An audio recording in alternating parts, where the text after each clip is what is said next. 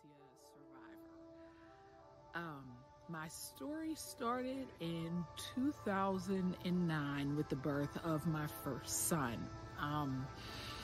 Everything was good for that pregnancy. I was young, 26 years old, no pre-existing health issues. I would kind of consider myself in shape.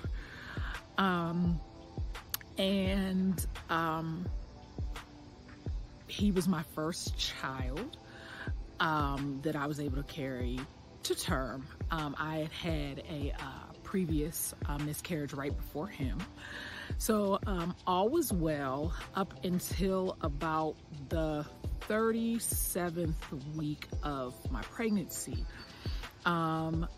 I had gone to the doctor for a routine checkup, and they had noticed massive swelling in my ankles, and my blood pressure was pretty elevated. Up until that point, there were no other issues. So I didn't really get any treatment.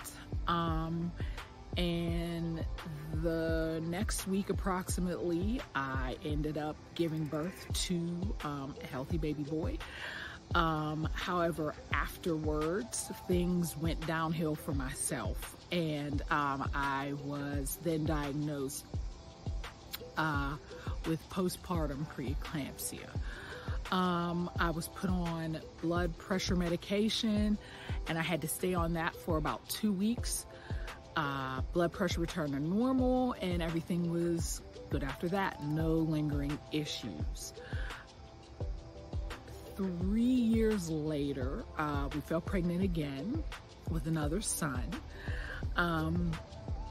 And because of no prior issues that I had before, at least documented on paper, everything was treated fine. Around 10 or 11 weeks with this pregnancy, I noticed swelling again in my ankles.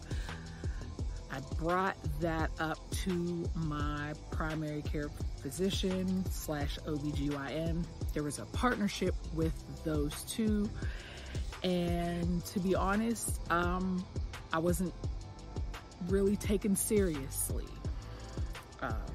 Blood pressures were sort of all over the place, so there was no established pattern of any, high blood pressure yet.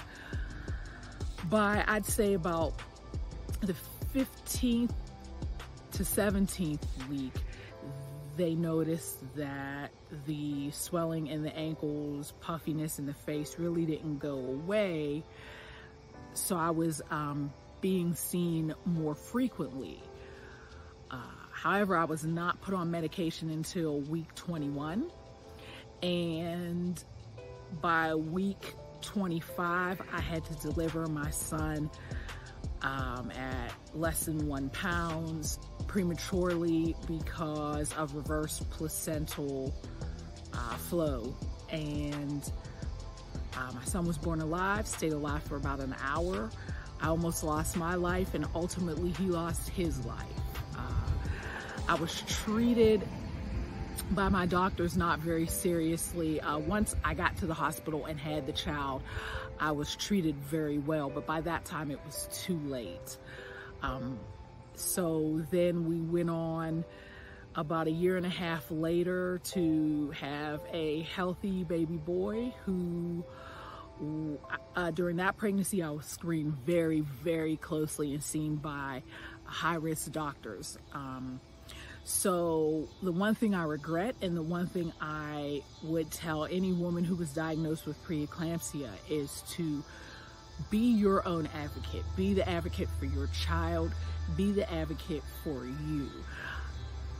Make them take you seriously. Don't take no for an answer. Make them treat you, especially if you're a woman of color, because death rates among women of color and their children are 2 times higher, I believe, than the national average. So I would say that the only thing that got me through all of these harrowing experiences was the support of my family and friends. And I tell you to seek out the same if possible. Be your own voice.